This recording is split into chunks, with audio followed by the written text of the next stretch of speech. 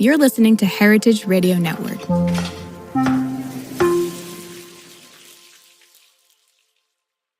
This is the easiest way to find out if you have low testosterone. If I wanted to go from a skinny soy boy to a jacked alpha giga chad, these are the three things that I would do immediately. We use the term soy boy for a reason. That soy face shit is taking over the world. Stop letting these vegan chefs fool you and these people tell you that tofu is a healthy alternative. Soy is completely unhealthy. It is a mineral inhibitor. Soy contains large quantities of phytoestrogens. Oats and peanut butter have phytoestrogens. Phytoestrogens. Which is going to lower your test, stunt your growth, and make you fat. I think that's why we have so many soft, weak soy boys running around the country these days. Low testosterone is the cause of 99% of all male problems. However many eggs you're eating right now, times it by 10. Hi, I'm Sam, your local low-T soy-pilled beta male. If you have no idea what any of that means, welcome. Kick back, grab a cup of coffee. 'Cause we need to talk. Over the last decade, there has been a latent threat to America. An existential crisis seeping into our bloodstreams, creating a generation of sissy men who don't lift and are gay and do things like drink lattes and support social justice causes. This rising collective of emasculated eunuchs can be traced back to one single source: soy. Yes, the industrious crop planted for generations on the Eurasian continent. It is the milk in our coffee, the protein of choice for health and ethics-minded alike, and forced upon us by soy globalists intending to domesticate the male race, feeding us soy slop to erase our masculinity as we know it. It's the reason for our falling fertility, our failing country, and the highest rate of cuckoldry in world history! Okay, seriously. This is a legitimate train of thought held by fringe right-wingers about the consequences of eating tofu. Nobody, including most people who use the phrase soy boy, takes that seriously. So, how did we get from that to congresspeople? They're nothing but soy boy cowards. And major television networks. The enemy today is what I like to call soy globalism. Platforming and legitimizing those views. Today, we're diving into the history of the soy boy, and I'm taking a look through the HRN archives to get some answers. Welcome back to From the Pantry on HRN. Some of y'all might still be wondering, what even is a soy boy? Basically, a soy boy is a man who has grown weak and effeminate because of high consumption of soy products. That's tofu, soy milk, textured vegetable protein. Soy boys are sensitive, insecure, submissive, and will be gladly stepped on by women for approval. They can be commonly identified by their face in photographs: jaw agape, eyes wide, an expression known as the Soylent grin. That soy face shit is taking over the world. So why not just use any of the other million words in the English language for wimp, loser, and dork? Well, because there's science to back it up. Soy contains a compound known as isoflavone, which is a type of phytoestrogen. This is a word which here means a molecule structurally similar to estrogen, not generated by humans, but plants. A consequence of this structural similarity is that phytoestrogen can bind to estrogen receptors and, according to soy skeptics, emulate the effects of estrogen. This means lower sperm count, low test, breast tissue formation. These men who consume a lot of soy, they become feminized. Except, that's not really the case. Similar structure does not mean equal function. If you had two shovel-shaped objects, but one is made of metal and the other is made of white bread, you can't just dig a hole equally as well with either one. See a 2021 meta-analysis of the effects of isoflavones on men. This took data from 41 studies on isoflavones to look at parameters that would indicate feminization. Circulating levels of estrogen, testosterone, sperm motility, sperm concentration. The data just doesn't add up. There were no statistically significant effects on any of these factors. Studies on this subject have existed for decades, and full-blown meta-analyses since 2009. How did we even get here then? Men's Health, 2009. The story of James Price catches the attention of the magazine. James is a 60-year-old veteran who's noticed unusual feminizing effects on his body. He'd had an increase in breast tissue, low sex drive, and mood swings when watching emotional TV shows. On top of that, after his wife passed away, he was stuck in the friend zone with each new woman he tried to date. This was all allegedly due to the 3 quarts of soy milk he would drink every day. 12 cups of soy milk a day, for the record, is 9 times higher than the soy consumption of traditional Japanese diets. It was also 3 times higher than the largest amount used for any long-term clinical trial at the time. To be clear, this case was so unusual, the doctor who observed it published a paper in the journal Endocrine Practice, which essentially said, "These effects are really, really weird. Keep an eye on what your patients eat." Despite James's story appearing to be a severe outlier, and the body of evidence surrounding isoflavone's neutral effects, Men's Health published a now-deleted article on James. Is this the most dangerous food for men? Now, it's not just Men's Health that's contributed to this narrative.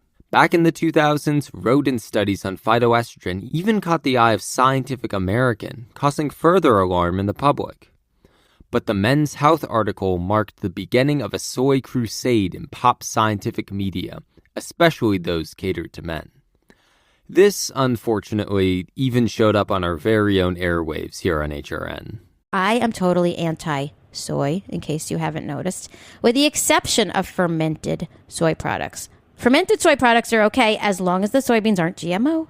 So, unfermented soy, what's the problem?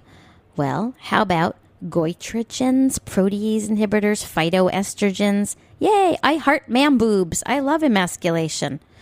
Oh, and also, eating soy can slash men's sperm count. Men who eat just a half a serving of soy foods a day have drastically fewer sperm than those who don't consume such foods. That's a clip from Let's Get Real, a show which ran from 2011 to 2016, hosted by chef Erica Wides. There are some pretty scary sounding words in that tape. Goitrogens? Protease inhibitors? What the hell is in my tofu? Let's get the easy one out of the way. A protease is a type of enzyme that breaks down proteins into smaller pieces. Inhibitors prevent proteases from functioning, disrupting various processes in the body. Here's the thing though. Protease inhibitors are only significantly found in raw soybeans. Raw, which are toxic to humans to begin with. You will not catch anyone, soy boy or alpha male, eating soybeans without cooking them. And this cooking heat, it largely destroys the inhibitors. Well, what about goitrogens? Those are substances that interfere with the thyroid gland's ability to produce hormones. A 2006 meta-analysis of 14 studies showed that there was no significant link between soy consumption and thyroid health. The only exception came from theoretical concerns that the folks with compromised thyroids or low iodine levels could maybe be affected. In other words, for pretty much all people, you're in the clear. And if you have questions or concerns, speak to your doctor. Me and Erica are not medical professionals, after all. Well, we've been talking about the soy part of this equation a whole lot. Where does the boy come in? Let's have a look. In the 1960s, countercultural movements like hippies began rejecting meat eating as a political statement against corporate industry and environmental harm. Turning towards the alternative of Eastern religion and diet, the hippies discovered a new protein, tofu. During this period, we see the link between progressivism and vegetarianism solidify, even after tofu lost its radical edge. This historical connection is drawn upon constantly by the American right as a form of ridicule.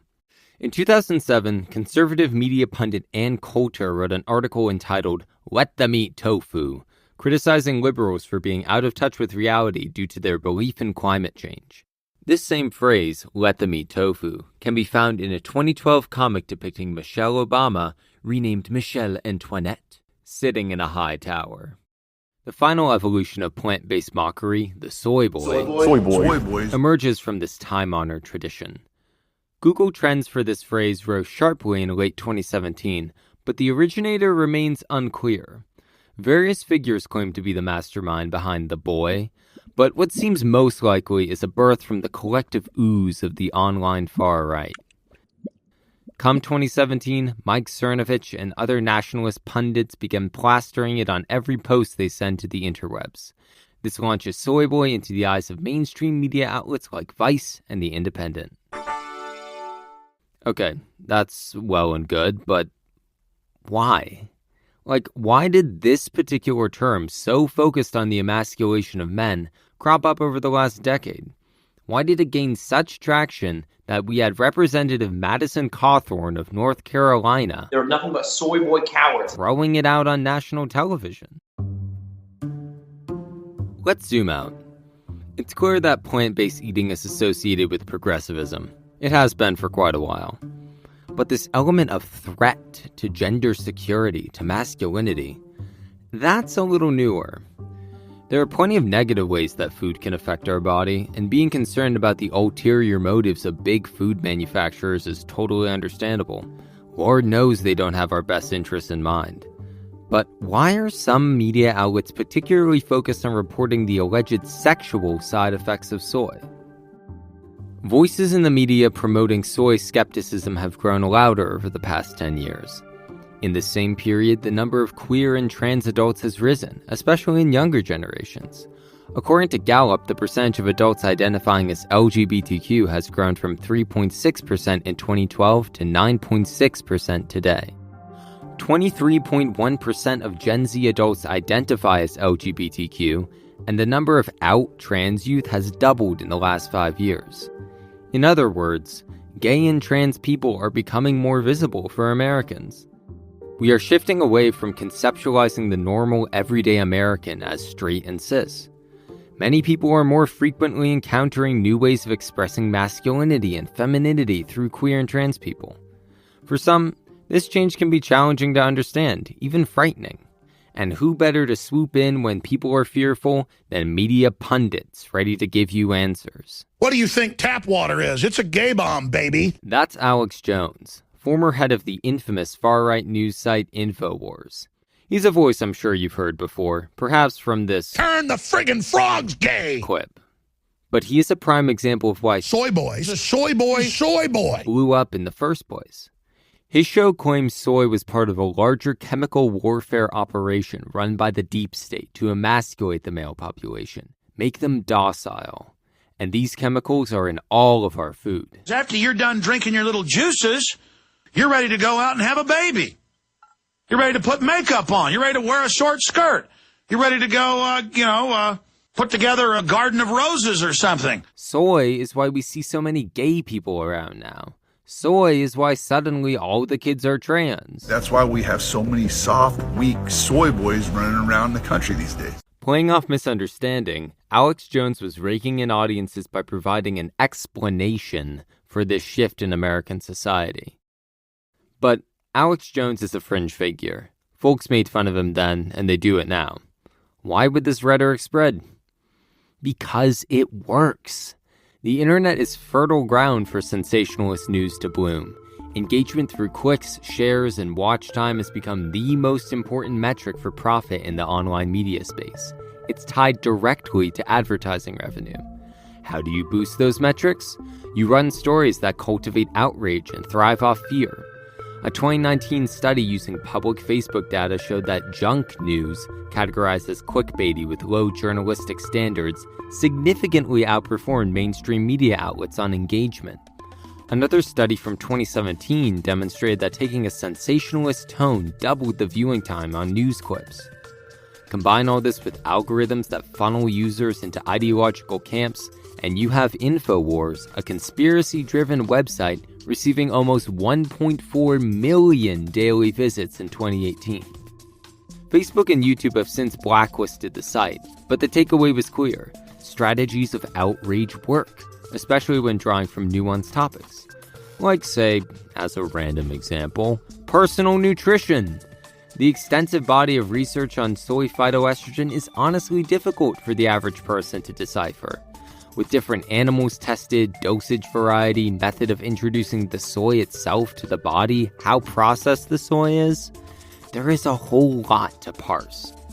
But if you can just take a grain of that mineral inhibitor, phytoestrogens, goitrogens, and mix it with what sounds like sensible concepts and good intentions, just eat real food, real milk, real yogurt. Sleep 8 hours. So you never feel like a pussy again.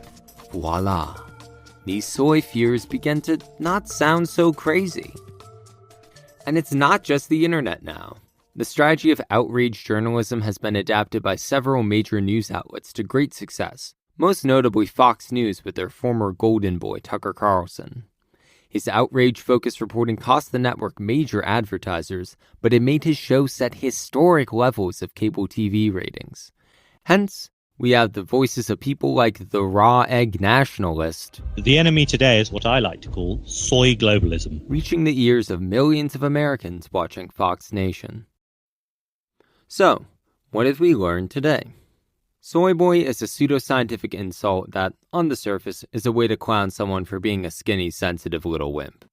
But, when we peel back the layers, we reveal the ways a shifting America has stirred discomfort and fear, and the people who were ready to exploit it. This all caused eating soy, or not, to become imbued with judgments and values, acting as a vessel to express one's politics. End of story. Right? Well, what if I told you the rabbit hole goes deeper? Deeper than tofu, deeper than phytoestrogen. You ever wonder why we're all hamburgers and hot dogs in America? Why eating steak is one of the manliest things you can do? The spirit of Soyboy isn't new. Oh no. It's older than Alex Jones, older than hippies, older than the Constitution. Tune in next week to find out why eating meat is so damn American. This is Sam Soymaxer Gerardi, signing off.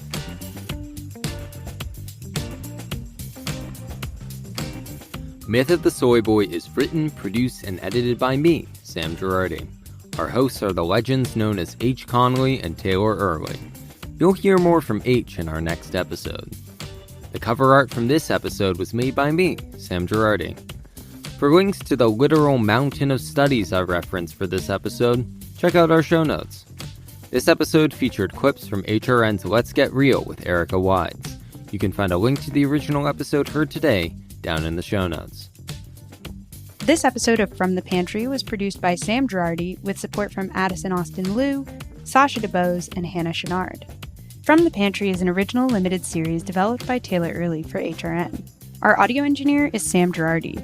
This program is supported in part by the Julia Child Foundation for Gastronomy and the Culinary Arts, as well as public funds from the New York City Department of Cultural Affairs in partnership with the City Council. From the Pantry is powered by Simplecast. From the Pantry is a production of Heritage Radio Network, the world's pioneer food radio station. Learn more at heritageradionetwork.org and follow us at heritage_radio and at meaty.gram.